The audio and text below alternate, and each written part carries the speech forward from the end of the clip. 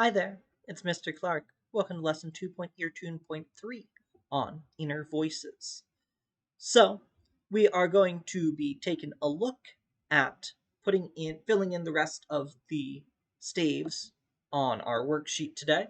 Again, we're working with Coventry Carol, and we've been working with the three inner voice parts in class using our law of laziness, and we're just going to write them on and fill them in for our ear tune, in this case, Coventry Carol.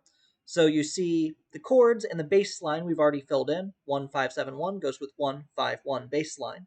And then, so 151, that's our bass line. Our first inner voice part starts on scale degree 1. And over a 5/7 chord, it goes to 7. It goes to 1. That's just a half step motion.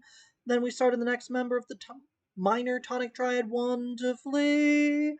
Flee to 4 to flee. And then 5 stays on 5, stays on 5. Because we're lazy, and if we can stay on the same note, we're going to.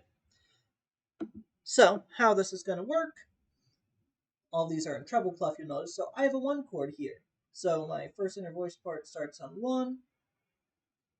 Second inner voice part starts on flee. Oh wait, I need a key signature. And a time signature. On the second line, I need a key signature. These are terrible. I'm sorry. Please spend more effort than me making sure your flats and sharps are on the correct lines. So, second inner voice part fills in with flee. Third inner voice part fills in with 5. And this one does go stem, stem. Notice that I'm trying to make sure that everything lines up vertically. We do not want a situation where it's like, oh, my scale degree 7 is all the way over here. Because like it's a dog quarter note, it's gonna fill the bar, but like you want it to line up vertically. Because when you're reading music, that just makes everything easier if you can immediately see what's happening at the same time rather than having to like calculate it. So notice 1 to sev needs an accidental. A natural to cancel a flat or a sharp needs to be raised a half step from the key signature. Otherwise, it'd be 1 flav 1, which is very hip, but not what we need in a dominant 5/7 chord. So then it goes up to 4, stays on 5.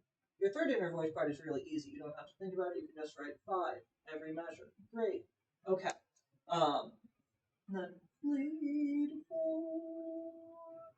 Back to flee, up to 4. And you get the idea.